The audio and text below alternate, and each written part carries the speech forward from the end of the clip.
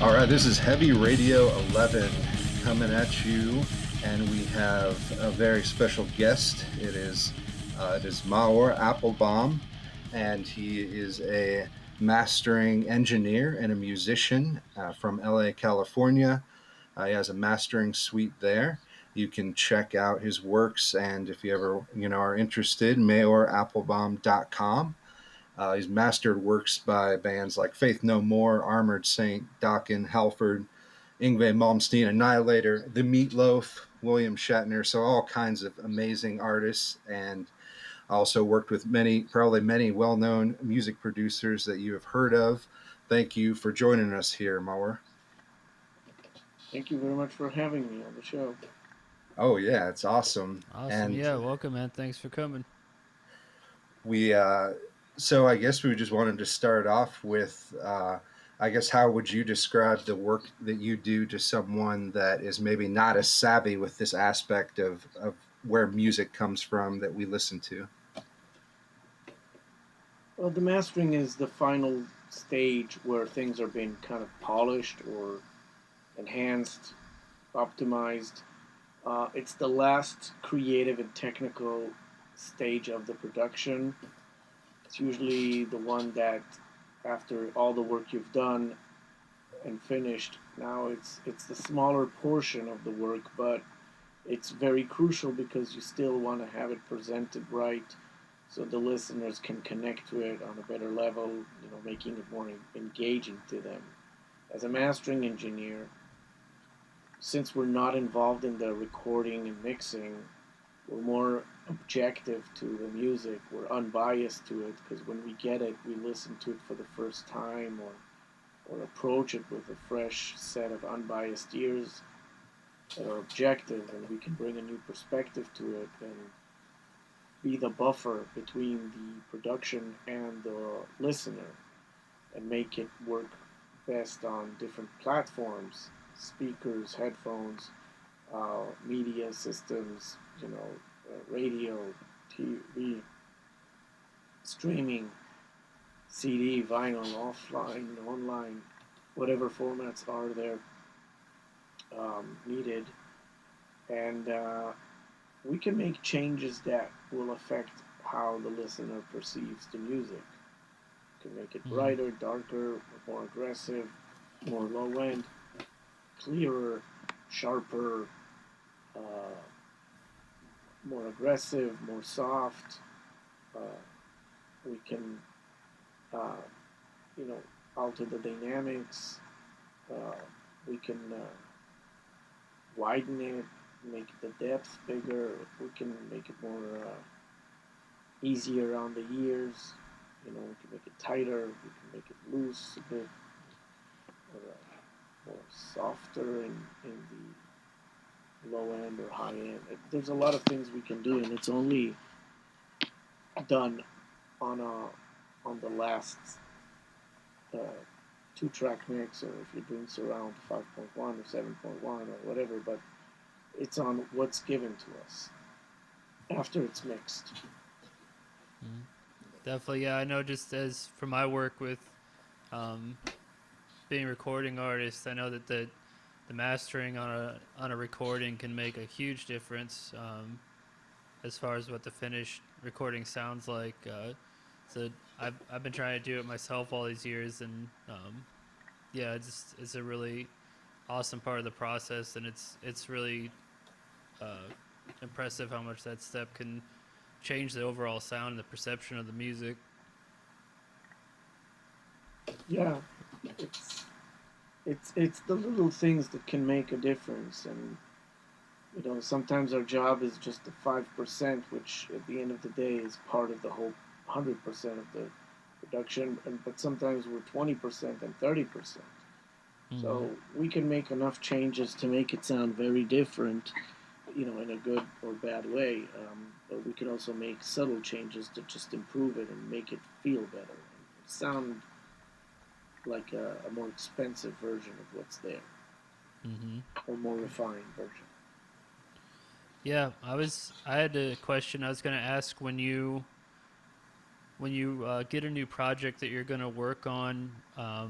and you're listening it to the first time, like you were saying, like what are some of the first things you listen for, or how do you kind of approach a new project? Well, first of all, you have to understand the genre that it is, and then you want to make sure also the aesthetics in the genre. Is it a genre that has a lo-fi or a hi-fi or a more tight or more smooth? You know, there's a lot of, or more vintage or more modern. Like in every genre, there's a palette of options, and you got to understand where to go. It's a guessing game in a way because you're kind of trying to figure out what the artist wants and at the same time what you can do with the same mix. Also, besides finding the placement of it in terms of the sonics, the aesthetical approach, you want to make sure if there's any weird stuff like too much low end or too much high end, or something's poking and you need to balance it because it's not going to translate well. So there How is did a few how things. did you kind of get into your profession? Obviously, to this point of where uh, you have a mastering suite in LA, and you've worked with all these, people that a lot of heavy metal fans know about, and people all over the musical map, all over the genres. Like, what brought you to mastering and having your own suite? How'd you get into it? Um, I guess like a lot of people in this industry, we started as musicians, had bands, and then some of us went to learn how to record. So we worked in studios and did some recordings and maybe mixing. And I always felt that my forte was just finishing it, because I was a DJ and I was a radio. I had a radio show and I was a music journalist. So I always came from that side as well, of the presentation to the audience, whether it's on a radio show to find the right song to fit, or if it's as a DJ, what will move the audience, or a music journalist, just listening to stuff and reviewing. So I felt really comfortable being that person that's in between what is made and what is listened to, or what's presented. And throughout the years, I've honed my craft and improved in it, and wanted to get better and better in it, and invested in gear and then in custom gear. In time, found the stuff that I really like that works great for me, and with that, you improve your skills.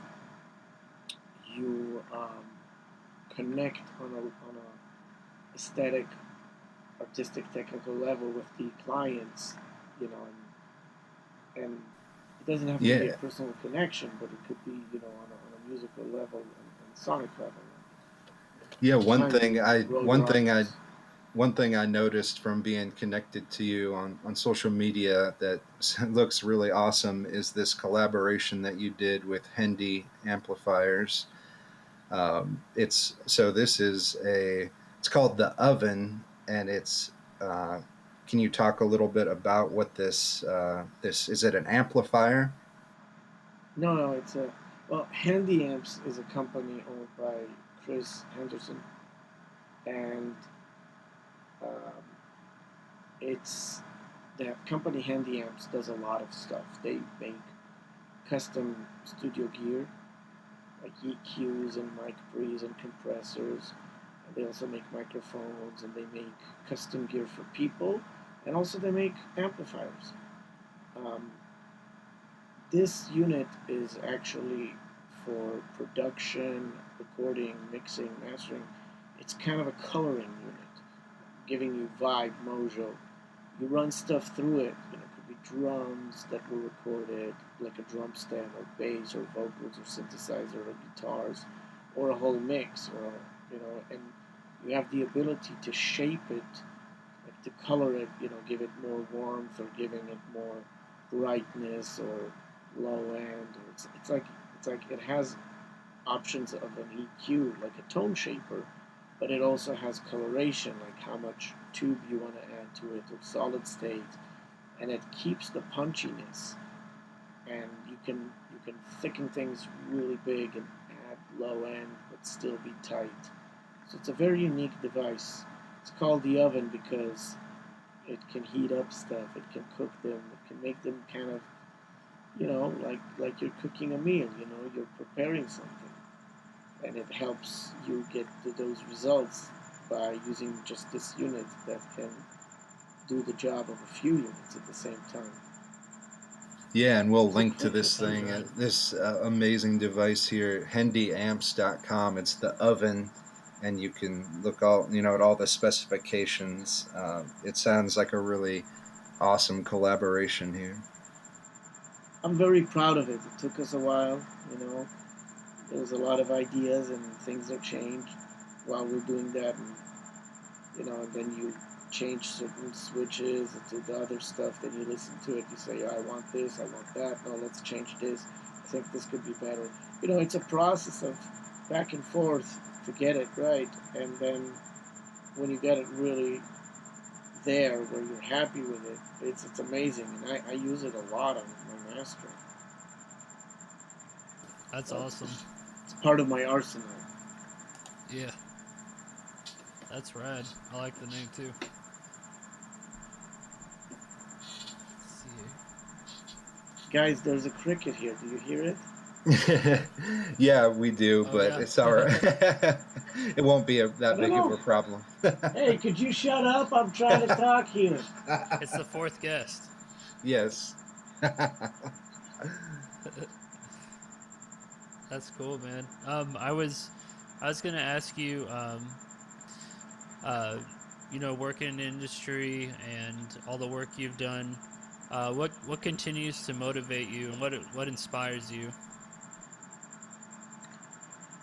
I think that there's a lot of music out there that's great. There's a lot of music there that is undiscovered. And when you get to work on something and you have something to bring to the table, and you feel that what you bring adds value to it, then it makes you feel very it's a very fulfilling thing for me. It makes you feel very satisfied with with with the investment, the time, the equipment, the um, the whole, you know, putting things in motion. Because you work hard to acquire the skills, and you improve as time goes by, and you get more experience, and you learn more, and then you put all that into the project that comes in. You deliver results that get the client happy, the artist in this case, or label, or producer, mixer, and all of the above. And that translates into how the fans are connecting to it too. And when the fans like it too, it it um, it appeals to everything. It appeals to what you've done. It appeals to what the band has done. It appeals to the whole situation. That's very satisfying to me, and I think that's the main drive for me, is to keep doing that. Mm-hmm. I Oh, that's love my awesome. job. Mm-hmm. I Yeah. invest in it all the time. It's I don't take it for granted. Yeah. No, that's an awesome thing to be able to say that you really love your job and what you get to do, and yeah, I agree. And that being in a an amazing part of these amazing works by, a band like Annihilator or Armored Saints, Faith No Doc and More. Halford, Rob Halford. It's Yeah, tons of amazing. great stuff. And I get to listen to these things before everybody else, right? Yeah, that part is Yeah, that epic as was well. one of the things I was gonna ask you if what you're working on now. If there's anything you could tell us, I'm sure some things have to be kept secret for a bit. And right now, what I can tell is a new Yes Live album called the Royal Affair Tour. So it's Yes Royal Affair Tour live in Las Vegas. Cool. That's going to be out now really soon. And I'm trying to remember. I do a lot of projects, and so I sometimes forget the names at specifically at that time. But I'm trying to remember. I did a Death Dealer album. Okay. Oh yes, with Ross the Boss. Ross the Boss and Sean Peck and Stu Marshall. Yeah. And Sean Peck. Yes. Mike LaPone. It's called right. Conquered Lands. That's the new one I did. And what else? I don't remember now. Is there a different approach to mastering a live recording versus a studio recording that really stands out? Yeah, there's certain things that happen in a live show, that you want to keep the flow between the songs to move it differently, and also certain things in the capturing of a live recording. Sometimes in the mix, certain things come in and you got to clean them. Not clean. Well, I'm not a guy who wants to clean too much. I want to keep what's there, but I want to keep, I like it to be as organic as possible with what the band is. But certain things you got to make it easier on the listener, and there's some certain editing you need to do. There's, to make sure it flows right, and certain things in live, they're translating better when you see them, but if you don't see them, they're different. So certain shows that I worked on mastering for DVD, the same show on the CD had a different master, because on the DVD you could see it, you could watch it and see them. So I could allow certain things to come out differently, like low end that can come out on the DVD because it has a sub, and also because you see them pressing like Taurus pedals, which are bass pedals, where on the CD you don't see it, and a lot of the CDs maybe don't have a sub. I don't, it's like there's different, I do want to keep it across the spectrum with a lot of, good balance between the low end and the high end and the mid range and everything in between those. But certain things on CD, have a way, and on DVD they'll have a different way, just because of the spread. If I do 5-1 or 7-1, or if it's a stereo thing, but it's divided, differently, with the show. But records that I've done live, they're different. I did an Armored Saint record that was live, Carbon Optum, and I also did an Armored Saint studio album, La Raza. They're different. Awesome. And I used to do a lot of live records for Rob Halford. I did live at Super Saturn Arena, and I did live in Anaheim, and I did some of Rock in Rio live for some of the DVDs, or certain versions, and I also did studio albums for Rob. I did Made of Metal, and I've done Winter Songs. Heck yeah. And so yeah, and with Yes, I've done like I think 5 live albums. 2 of them went to DVDs, and I did 1 studio album. That's awesome. There's yeah, a it's few a other great, live great albums. crazy body of work. Really awesome stuff. Thanks. Yeah, and whenever we have a guest here on Heavy Radio, we have them add songs to our playlist that we have on Spotify and YouTube, and we always go with 3 older tracks, 2 newer tracks. You want to get into the songs that you brought here to the playlist? This one I think is it's Faith No More, Separation Anxiety, right? Mm-hmm. So that's Yeah. from the album Soul Invictus that I had mastered that album. Um, that was a comeback album, Faith No More. They haven't done an album since I think it was Album of the Year, which was in the mid end of the 90s, probably close to the 90s. Um, so this album was a comeback. It's darker than Mm-hmm. all the other, but it's more eerie, more crazy. It was a pleasure to work on this because it's Faith No More, first of all. But Heck yeah. also, Yeah. also the songs are very, very unique. It's like, think of it as like a movie with different scenes, and they're all totally different and crazy scenes. And some are haunting, some are like a spaghetti western, and then some are like punkish, heavy, and then some of them are, you know, kind of cynical. And so we did. We first did the two singles before we did the whole album. We did "Motherfucker," which Mm-hmm. was there's a version and a single that is a bit different than the version on the album.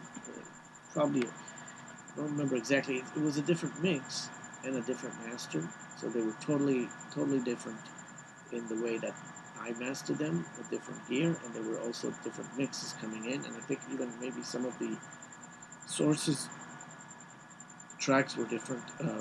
So that was the first one, and it came out as a 7-inch with a remix in the back side. The second single was Superhero, that also had a remix, and that was also a different mix and different master. Also totally different gear and setup. And then we did the album, and then later on we did another single, Cone of Shame, another remix on the B side. That was it was a different mix. It was different master, not a different mix. Um, but the album itself came out in 2015, and they toured it. Basically, they toured the album. Like if you would go to a show, they would play the whole album, like almost the whole album. It's Mm-hmm. like if you didn't know the songs, which the album was not out yet, Mm-hmm. it was like they basically performed the whole album in a way.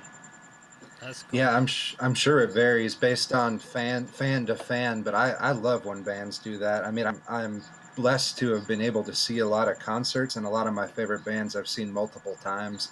So if maybe it was your one chance to see a band, maybe that wouldn't be your favorite thing, but I think it's really cool when bands do that.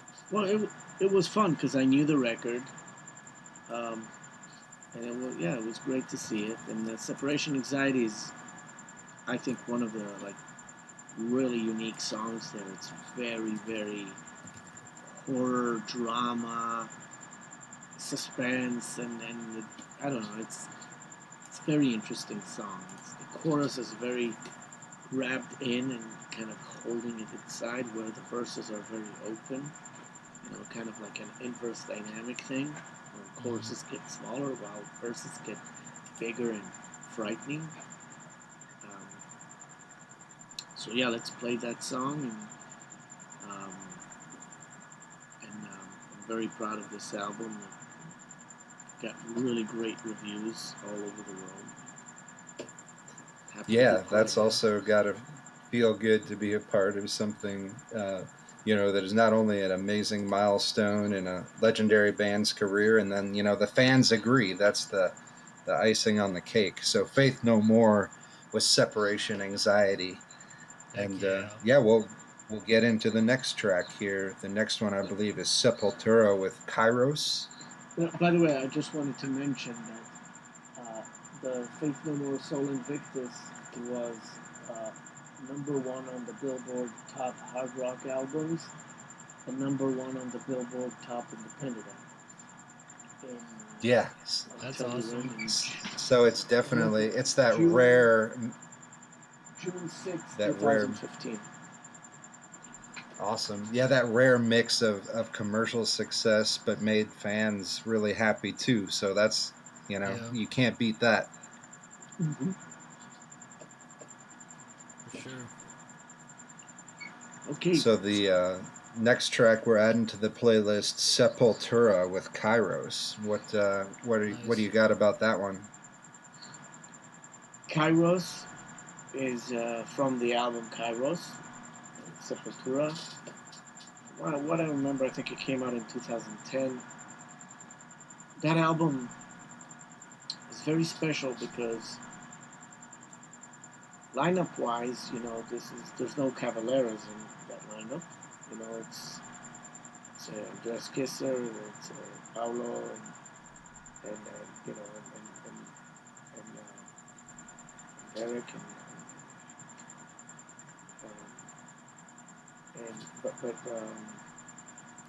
but what's unique with that record is that it has feel of Arise Mm, with Chaos AD. Has a bit of roots, but there is a lot of feel of Chaos AD there. And um, when I when I worked on it, the guy who produced it was Roy Z. He produced and mixed it, oh, right on. and he's worked with Rob Halford, and he's worked with Bruce Dickinson, Hmm. and a lot of very very cool bands, and this was a great collaboration with him because we've done a bunch of records for Halford and Fight. We did a remaster, and we did Ingve and a bunch of other stuff, Driver, and a lot of other bands. But this was like a real heavy thing, and it was very exciting because albums like Chaos AD, for example, Andy Wallace produced. And Andy had this thing where the way he mixes, he gets this energy. And Roy made it there. It had that energy in terms of like, when I heard it, I was like, oh wow, this is really cool. It doesn't sound sterile. It sounds aggressive, Mm, aggressive, like real aggression, Yeah, I, not like.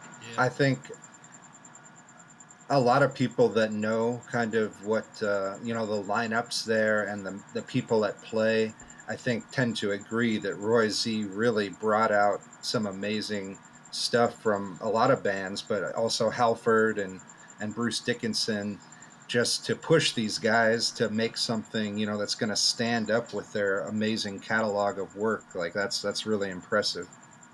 Mhm. Yeah, and I think Roy really brought that organicness to the table.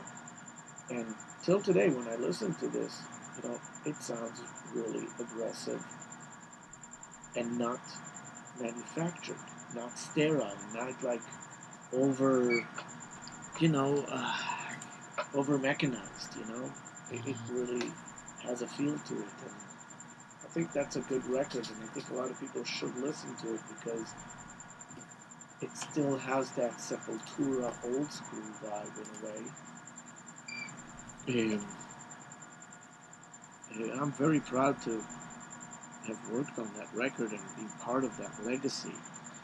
And I still get from people, once in a while somebody will talk to me about that record and tell me how much they love that record.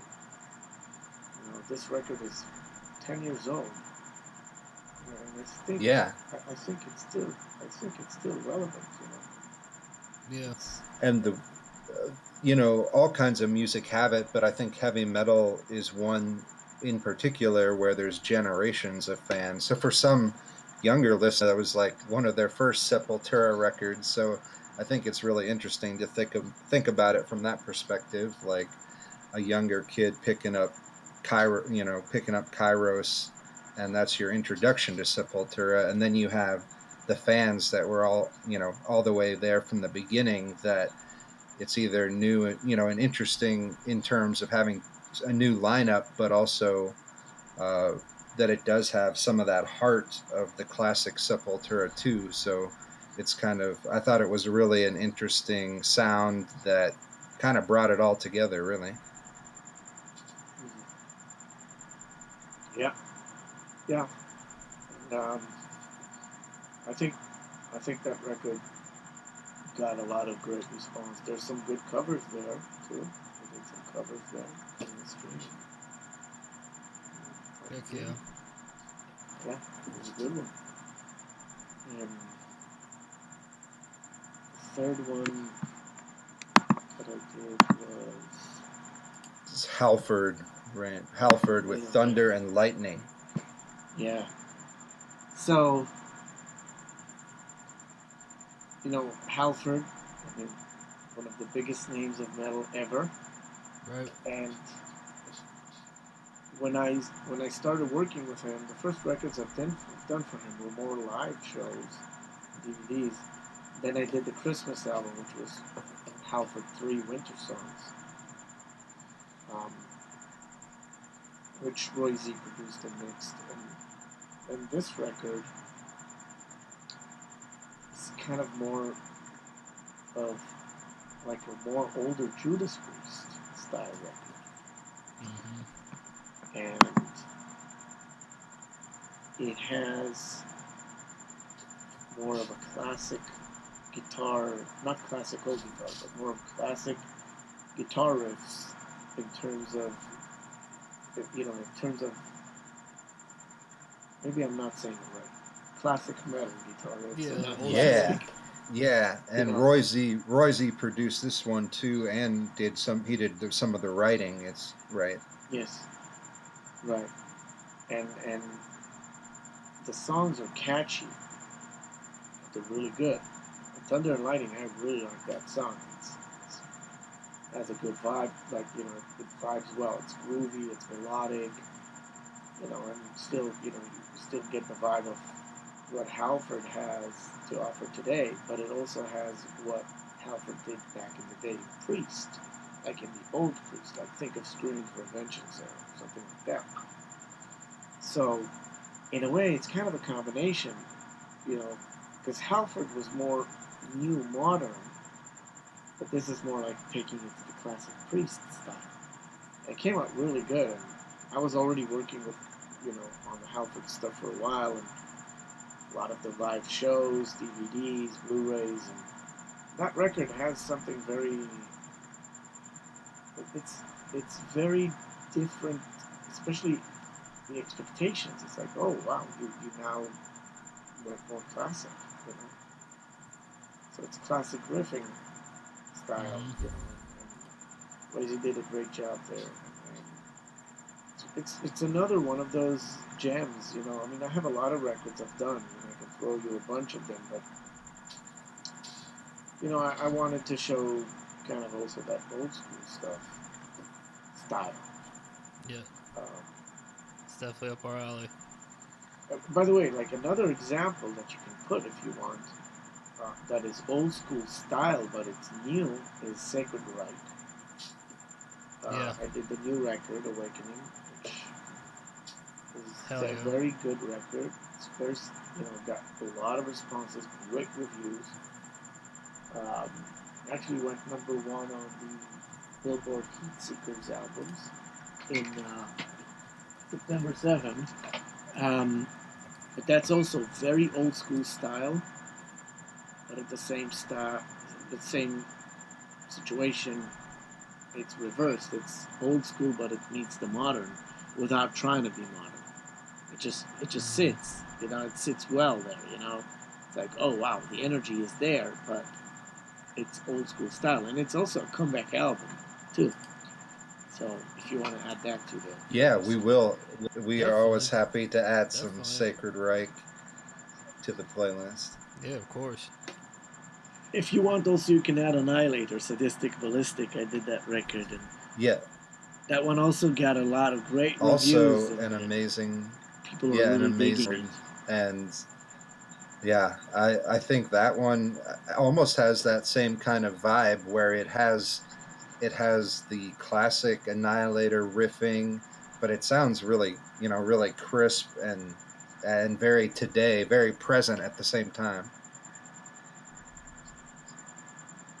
Yeah, it's like an aggressive version of a classic Annihilator. Yeah, You know what I mean? Yeah. It has the things that you can recognize, Jeff's writing and Jeff's soloing, you know, the riffing and all that. But at the same time, it's a bit more aggressive. You know, yeah. We'll add it's some more edgy. Annihilator to the playlist too from that latest record, and then Heck we yeah. also have some other new tracks that you chose here. The next one was Sabaton with Fields of Verdun. Yeah, that's an awesome song. I really dig that song. It's catchy. It has a story. You know, the whole record, the whole thing. You know, Sabaton. They're a very special band. They have a story behind them, and they tell the story in each record. And the record I got to do is called The Great War, which talks about World War One. That record was very successful. It went number one on the German Top 100 album charts. Hmm. And that record really showcases the writing, you know, both lyrically and musically and production on their top game. It sounds it sounds great. I'm really happy with this. I'm very proud of this record. Um, the songs, they're all hits. Each song is catchy. It's energetic. You should see them at a show. It's like everybody's singing. It's amazing. And this for me was kind of closing the circle because a long time ago, I don't know how many years this is, but I was back in Israel when I lived there and I was a DJ. I was the first DJ to play Sabaton in Israel in a club. It was uh, Primo Victoria. Yeah, Great song. amazing. It's a great Yeah, And song. Yeah. I think it's also really cool to point out that you've worked with these artists like Halford and Sepultura, Faith No More, that have these amazing bodies of work, lots of peaks and valleys to their career. But here's a band, firing on all cylinders. You kind of got to work with them, in their prime, and that I think that really you can hear that on this record for sure. yeah. It, it, when we did before we did that record, we did a single called Bismarck, which is not on the record. It's separate. And then we did this record, and the responses both on Bismarck and this record were so good that it just felt like, wow, this thing really hits, really goes. You know, it's really connects with people, Hmm. and it's one of those records, you know, current records, as you said, you know, that I'm very proud of, and that's a band that's just growing and becoming huge. It's amazing what they've done, and it's probably going to be even more surprising because they're just, you know, they don't stop. They just move forward and become bigger and bigger. Yeah. They definitely have their power and their vibe. They're just yeah. There's no one like them. And I've recently really gotten into them. I started listening to them at the gym actually, because their music just like it really amps you up. And, that's where I got into them. And yeah, great band. Yeah, it's one of the coolest records, you know, I've done lately. Um, the next one is Starset. This was out of their first record, first album called Transmissions. The song is called My Demons, and that's a that's a record I've done some years ago. But that band also became really big, and that record specifically, Transmissions, um, kind of set a standard for a lot of bands who do this kind of style, which has electronic with rock, with some heavy, you know, more contemporary rock, with contemporary metal or contemporary electronic with metal, and whatever you want to call the crossover style. And the single "My Demons" was very successful. That it actually got to be certified platinum, which is 500,000 copies. So, Yeah. and it's one of those songs that you really get it, like it catches you. Awesome. We have some amazing tracks here added That's to the rad. playlist by Maor Applebaum, and we have definitely check out, Yeah. his website, maorapplebaum.com, and it has been amazing talking with you, Definitely. and thank you so much for adding to the playlist. Yeah. Thank you. Thank you very much for having me. As a mastering guy, I work, well, mastering engineer, maybe it's the right term, but I work on all styles of music, from rock to pop to punk to hip hop to goth to industrial to metal to jazz, blues, gospel, whatever you want to call it, country. Metal music is something I'm very connected with on a personal level because, I grew up on a lot of types of music and I'm a fan of a lot of music.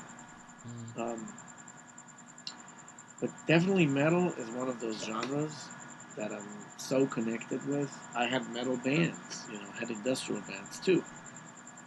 But but I'm a fan of metal, and I love working on metal. And I've done anything from heavy metal to black metal to experimental metal to thrash to doom to to speed metal, death metal, grindcore. I'm trying to Yeah. remember. I think I've done from every genre. I've done like a known band. Yeah. I was gonna say Like, that's across the board. I think. right. I mean, like I've done Yeah. Candlemass, so that's Doom.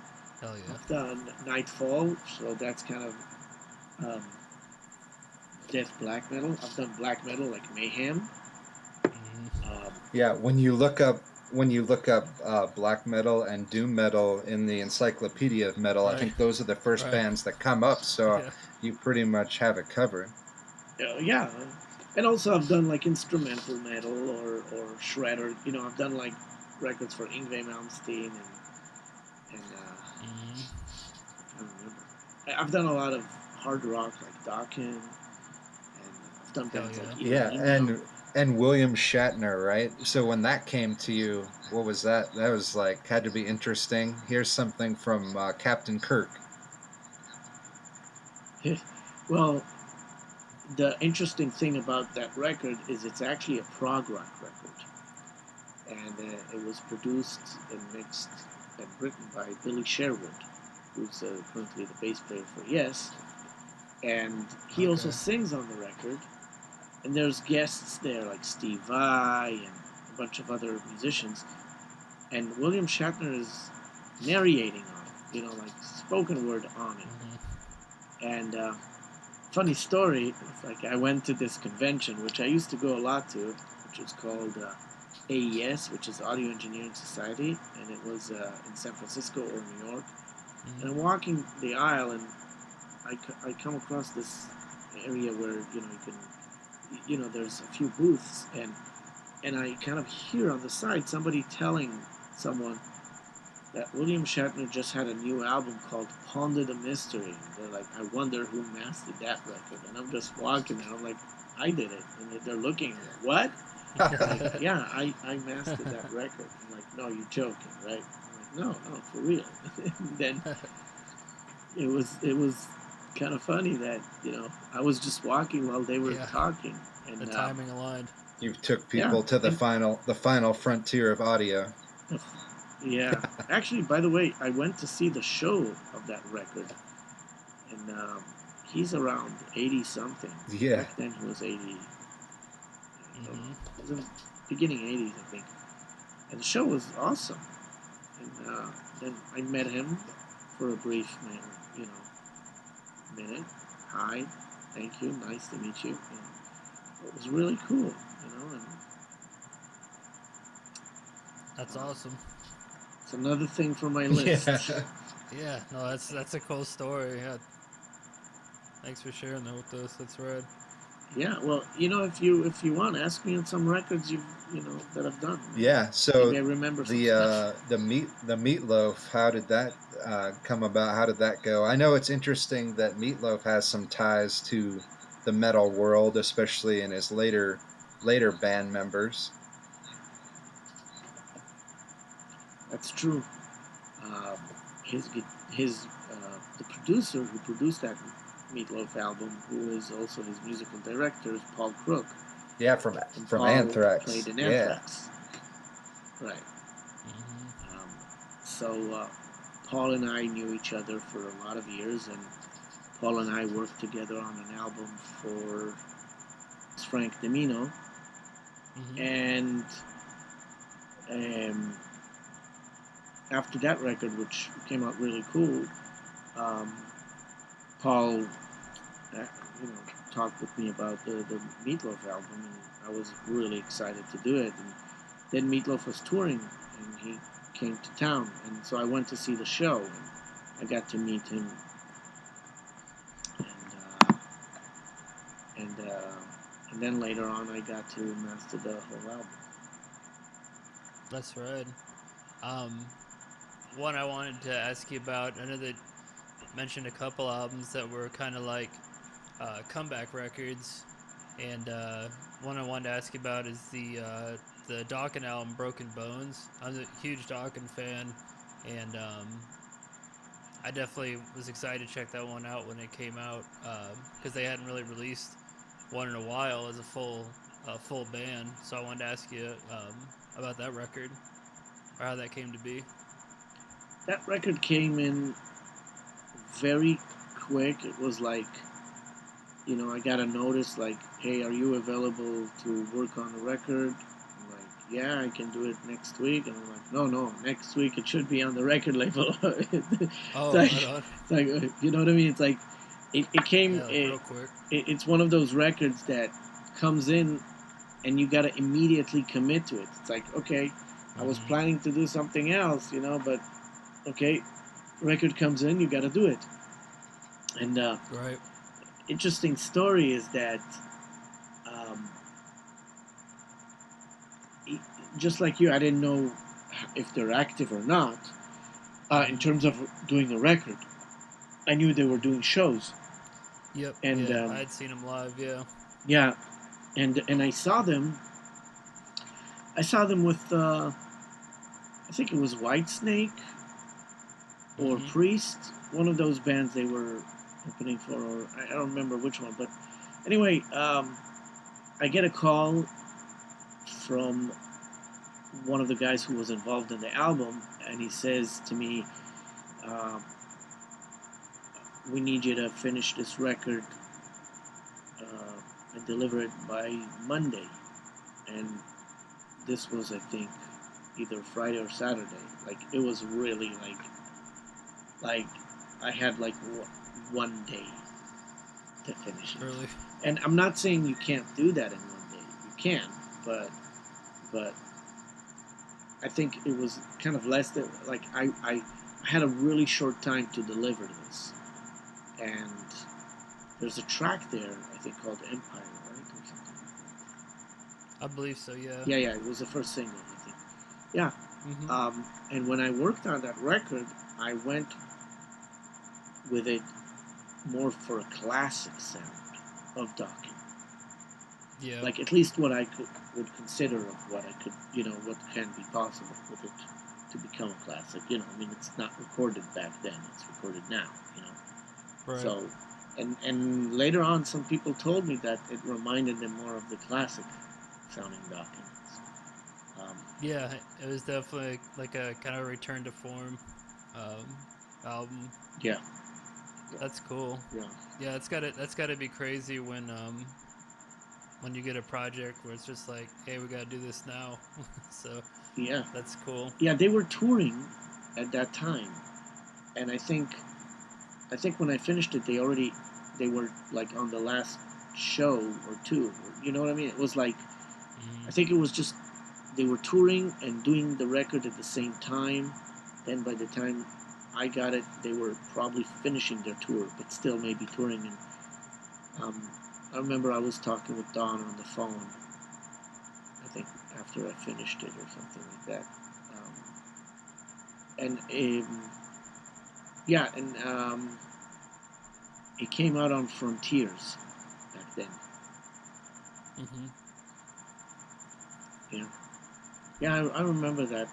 I remember that record, and I remember I was working on it like really late, and Yeah, I bet. Yeah, to get it completed. yeah, and I think there was an event at the Rainbow during that time that I went to a day before or 2 days before. Or you know what? I think it was during when there was the Sunset Music Festival or something like that. I'm not sure. But this was a while ago. Probably what, 8 years ago? When did it come out? 2012 or Yeah, I believe so. Let's see. 12 or 13?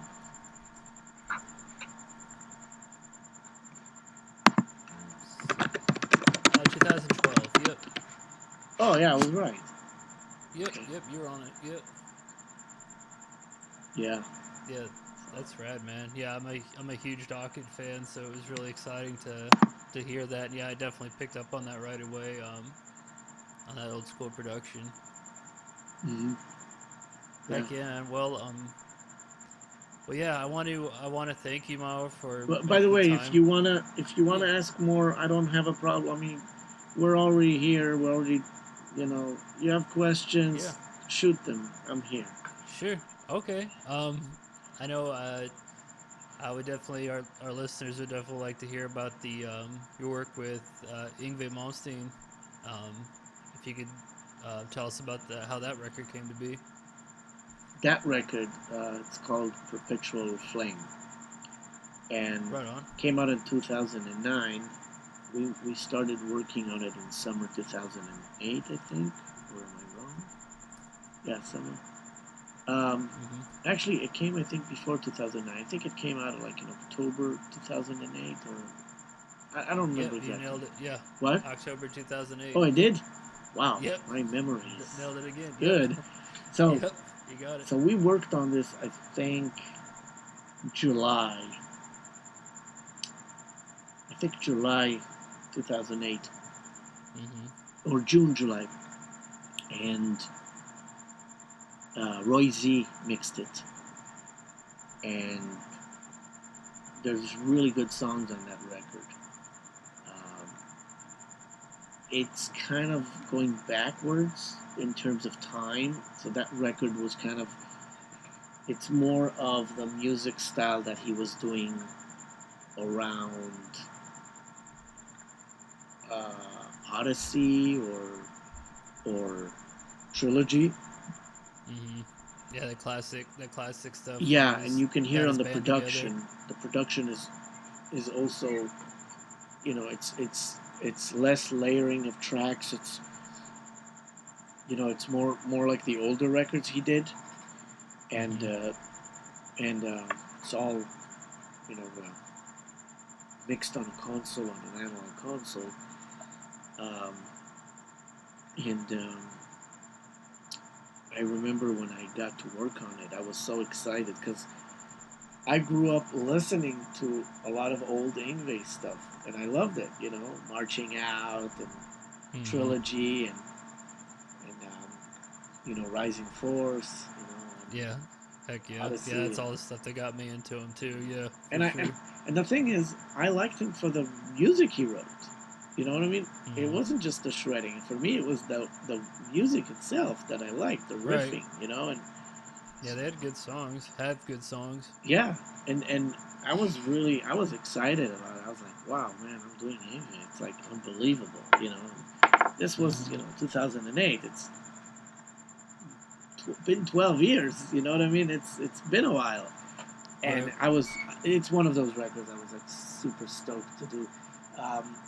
We actually worked on more songs than on the record, which later on, I don't know if those masters, I think it was different masters later on, but there were more songs on that that later on moved to another record that was, I think, a compilation or something. So some of the stuff that was there was moved to a different one. But um, there was a song called "Priest of the Unholy" and then "Red Devil," so yeah, the songs were catchy, and Tim Ripper Owens was amazing on that record. He's it was the first record I think he joined Yngwie, and Hmm. he was just killer, like really. And the shows were amazing. He did a show here in LA, and the record was not even out, you know, but he played all these songs, and I knew all the songs, and I was like looking at the stage and like singing, and it's like that's a really fun record, I really enjoyed Yeah, it. yeah. Uh, Tim Ripper Owens is amazing. I got into him with the Priest records. I'm sure Hmm. a lot of us did, and yeah, all of his work is just he just always delivers. He's just amazing in all of the projects he works on. So yeah, that's a hell of a band. That's We did cool, man. another record where Ripper and that I worked on with Ripper and Roy. It's called Spirits of Fire, Oh hell yeah, and it's Steve DiGiorgio on bass, Mark Zonder on drums, uh, uh, Chris Caffery on guitar, Roy Z is also awesome. there. Does and Alessio Del Vecchio doing keyboards, and Tim Ripper Owens doing the vocals. Yeah, It's that's awesome. a hell of a band. It's a Yeah, hell of a lineup. yeah. Hell yeah. Well, Mauer, thank you so much for making time for us and coming on the show. We really appreciate it. Everybody out there, check out MauerApplebaum.com and check out all the work he has done and is doing. And I'm sure there's more to come. And yeah, just thank you again for coming on the show and sharing your stories with us and adding to the Heavy Radio playlist. I'm happy to be on the show, and I'll be happy to be again on the show if you guys ever want me again, or Yeah. hadn't had enough of me.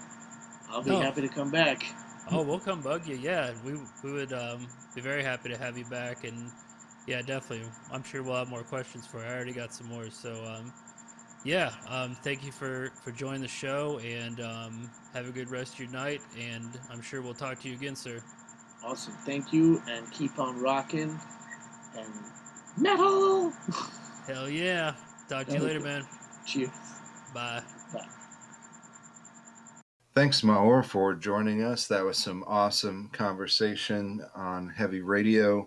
We want to just briefly go back and revisit some former guests. One of our early guests was Nate Phillips from Traffic Death and Media Crypt. Check out MediaCrypt.bigcartel.com. See what new products he has there at Media Crypt. We got some trick or treat merchandise, it looks like, from the movie. Heck yeah. Some RoboCop stuff, some No Holds Barred stuff, some Uncle Buck stuff, all kinds of awesome memorabilia to check out at Media Crypt. And then a few episodes later, we had Hobie Gatson, my good friend, and he has his web store up. It looks like on eBay so far. So we were talking about all kinds of comics with him. It's Gatcrest Comics and Graphics at eBay. So that's Gatcrest, Gatcrest Comics and Graphics. He's got like all kinds of Marvel Awesome. stuff, Punisher, Venom. Looks like he's got all kinds of cool issues up at that web store, Deadpool. So check it out. And Definitely. and now we'll get into our tracks for this episode of Heavy Radio. And Yes, sir. I actually do have a theme to my tracks here, and Oh. mine kind of I went with these songs and artists that I never would have heard of if it wasn't for another recordist artist highlighting them and drawing my attention to them.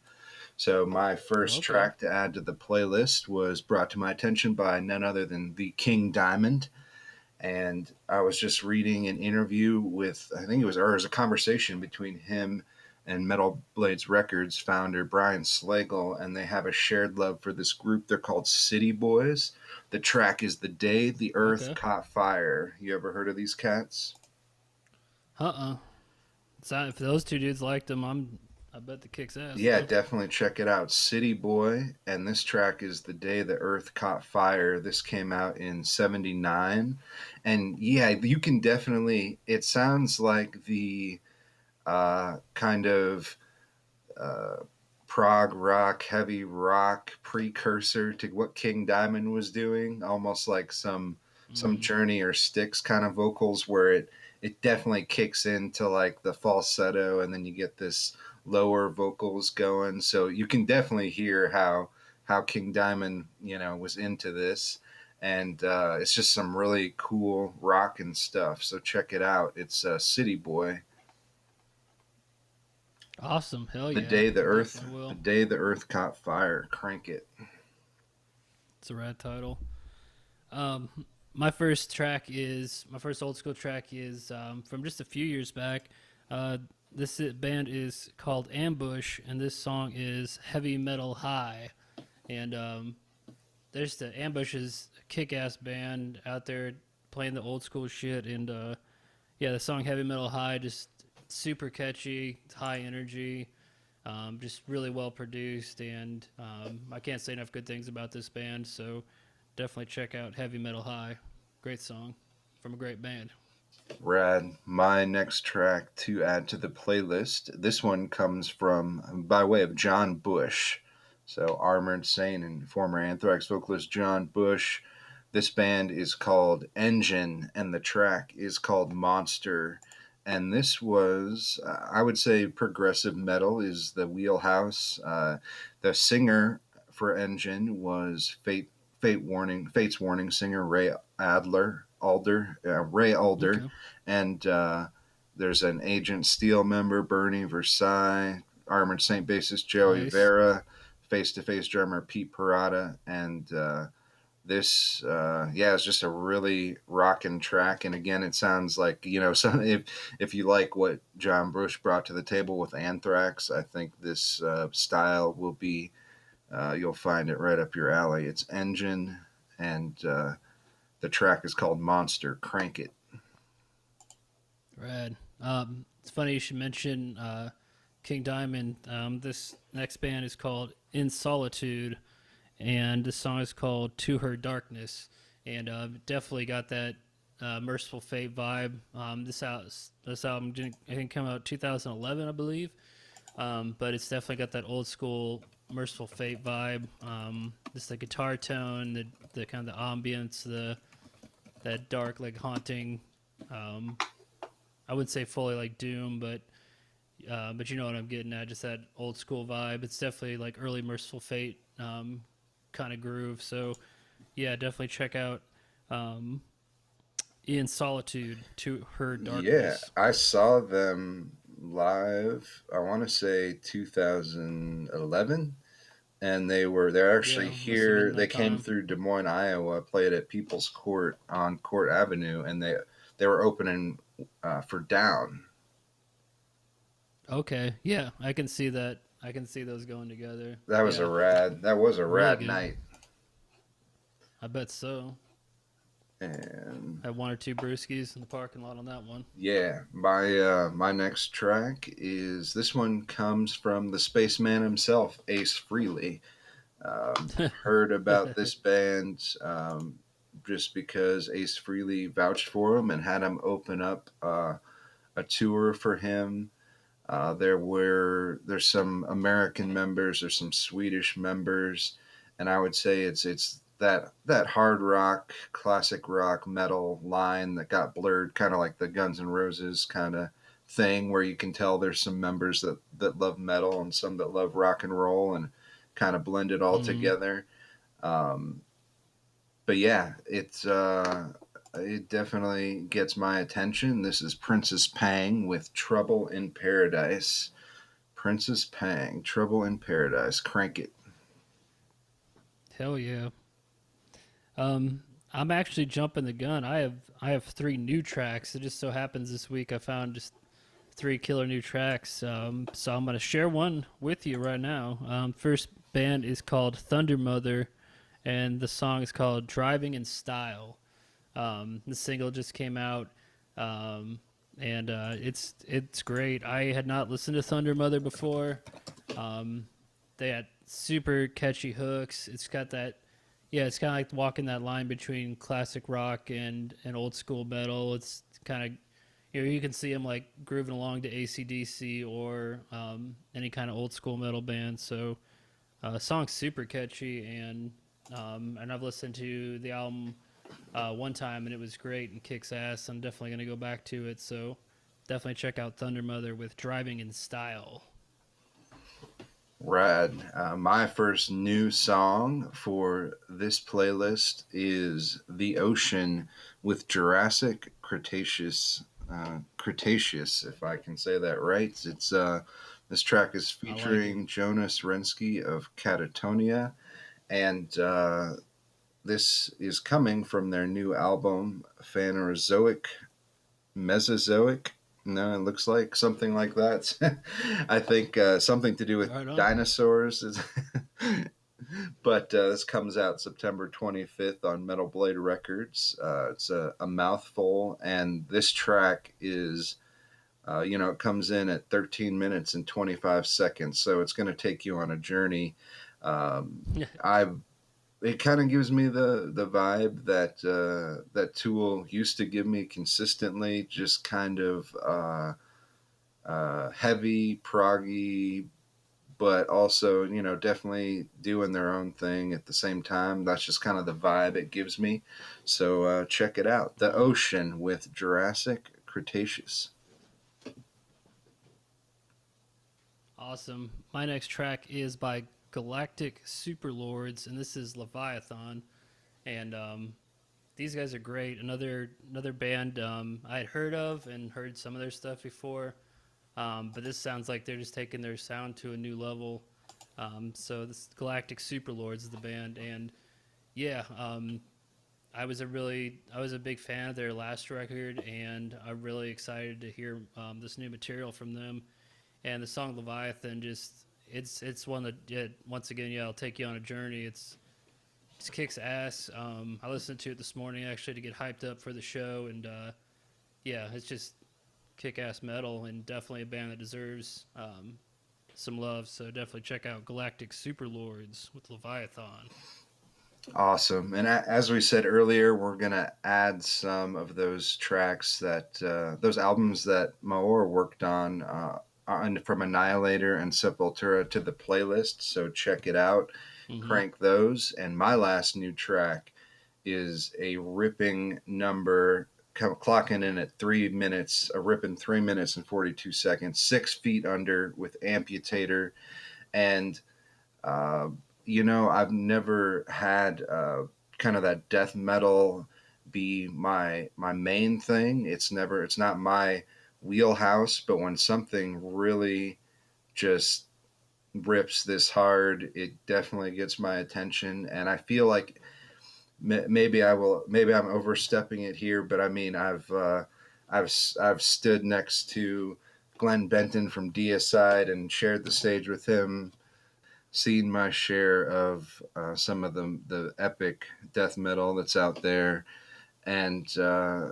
Morbid Angel, and all those cats in their prime. And I would say this is right up there. Like, if you were a fan of that early Cannibal Corpse and a fan of really any of the 6 Feet Under, I think you need to check this out. It's like everything on 10, like really gross and vile lyrics, really I gross like and it. vile guitar playing and drumming, and the grossest vocals from Chris Barnes that I think he's ever gargled out of his mouth. So check it out, 6 Feet Under with Amputator. If this doesn't get Ace Ventura going in the pit, I don't think anything will.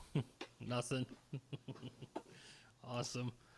My last track for this week is Witch Hazel with "I Am Redeemed," and this song is great. It kind of reminds me of maybe like Wishbone Ash, maybe in a vibe way. Um, it's super catchy. great song construction. Everybody in the band plays great, great vocals, and Witch Hazel's another one that I've been listening to off and on over the years, and just like the bands before, this is sounds like another step up for them and just another progression. So it's great to see these newer metal bands, um, just stepping up and improving every record and showing a new side to themselves. And um, yeah, definitely worth checking out Witch Hazel if you haven't. And this song is called "I Am Redeemed," and that's awesome, awesome track, and can't wait to listen to more of them. Hell yeah. Hell yeah, indeed. And so yeah, that was our picks for the week. And Marco and I did have a few little metal news tidbits we wanted to share with all of you this week.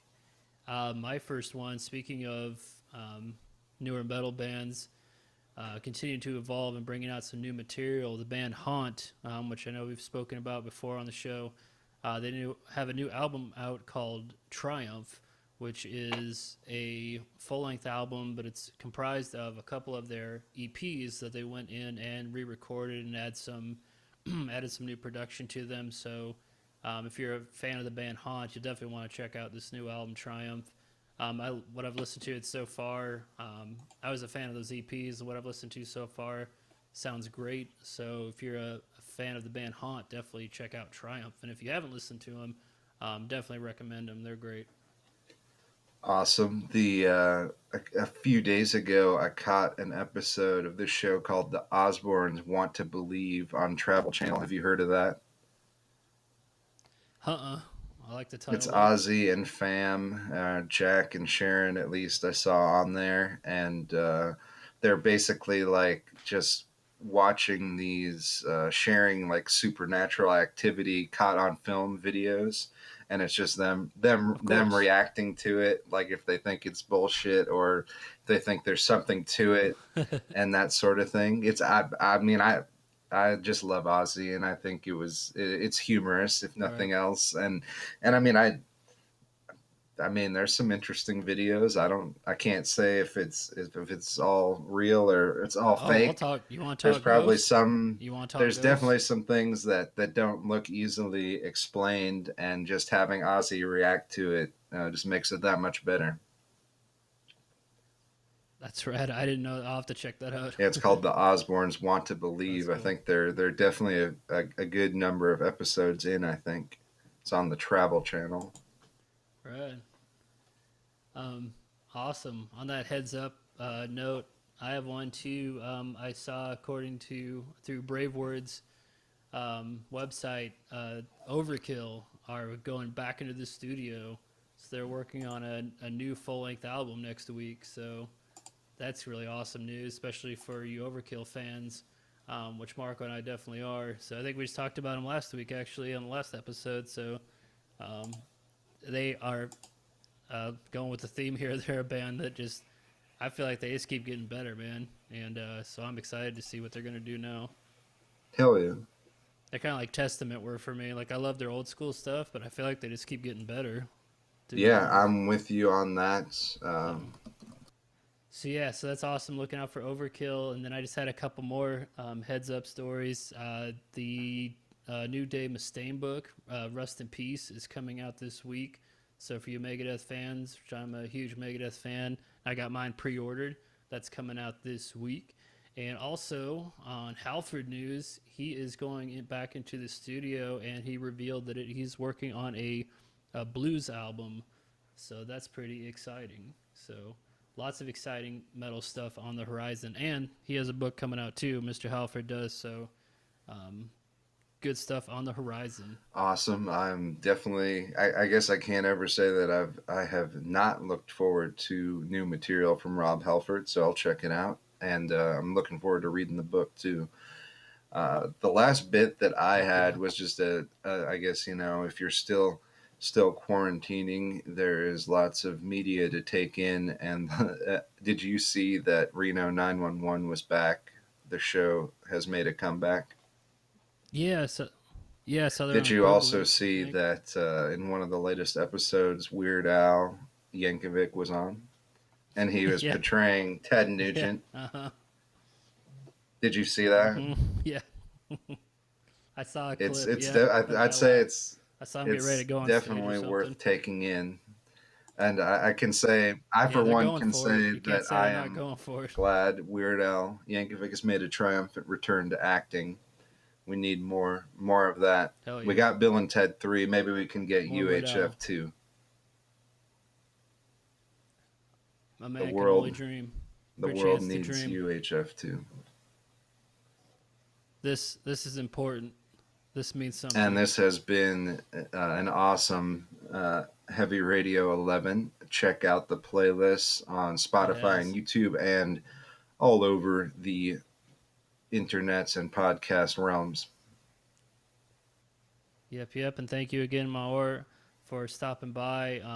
Really appreciate you stopping by for an interview and hanging out with us and bringing some picks to the playlist. Much appreciated. Been a part welcome back part anytime, of sir. some legendary works of art, and really been For sure. that final member on a lot of albums that are really special. So great to get kind of the backstory sure. on that from a role that a lot of just casual music fans probably didn't know a lot about mastering. So hopefully you know a little bit more about the work that goes into pretty much every record you've ever purchased or streamed. For sure. All right, brother. That's episode 11. I'll see you on the flip side, my friend, and see you guys later out there in the podcast Heavy world. Radio 11, crank the tracks loud.